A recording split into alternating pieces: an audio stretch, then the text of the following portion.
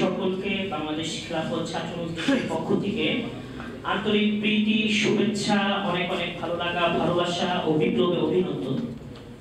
প্রিয় ভাইরা আমার, 1971 সালে দীর্ঘ 9 মাসের রক্তক্ষয়ী যুদ্ধের মধ্য দিয়ে বাংলাদেশ স্বাধীনতা লাভ করেছে। সর্বশেষ গত 5 আগস্ট ছাত্র জনতার গণঅভ্যুত্থানের মধ্য দিয়ে স্বৈরাচারী শেখ হাসিনা গুম খুন নিষিদ্ধের অবৈধ সরকার মাদক মাফিয়া স্বৈরাচারী শেখ হাসিনা পতন ঘটেছিল। স্বাধীনতা পরবর্তী 53 বছর আজও বাংলাদেশের শিক্ষা ব্যবস্থা, শিক্ষা কাঠামো, শিক্ষা সিলেবাসে কোনো পরিবর্তন হয়নি। পরিবর্তন হলেও তেমন কোনো কার্যকরী পদক্ষেপ নেওয়া হয়নি। ফলে বাংলাদেশে আজ বেকারত্বের হার বেড়েই চলছে।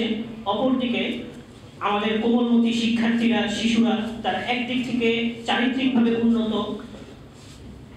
হয়ে গড়ে উঠছে না। আমি মনে করি বাংলাদেশ ইসলামী ছাত্র সমাজ আজকের এই প্রতিষ্ঠা বার্ষিকীর প্রতিপাদ্য নির্ধারণ করেছে যে বিজ্ঞান ও প্রযুক্তি ভিত্তিক গণমুখী ইসলামী শিক্ষা ব্যবস্থা চালু করতে হবে। এই শিক্ষা ব্যবস্থার এই আমূল পরিবর্তনের প্রতি লক্ষ্য রেখে এর জন্য আমি আমার সংগঠন বাংলাদেশ খেলাফত ছাত্র মজলিসের পক্ষ থেকে আবার আন্তরিক কৃতজ্ঞতা জ্ঞাপন করছি।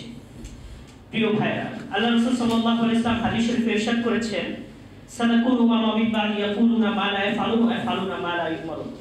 অর্থাৎ তোমাদের মধ্যে এমন একটা পরিস্থিতি আসার পূর্বেই তোমরা তৈরি হও যখন বলার লোক থাকবে, ইয়াকুলুনা মা লা ইয়াফালুন, যখন বলার লোক থাকবে করার লোক থাকবে না।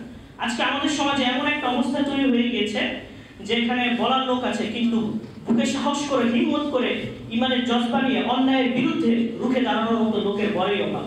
তাই আমি মনে করি বাংলাদেশের যত সংগঠন রয়েছে যখনই কোনো অন্যায় দেখবে সে অন্যায়ের বিরুদ্ধে সম্মিলিত পদক্ষেপ গ্রহণ করবে। এই বলে আমি আমার বক্তব্য এখানে শেষ করছি। সকলকে আবারও ধন্যবাদ জানাচ্ছি। আসসালামু আলাইকুম।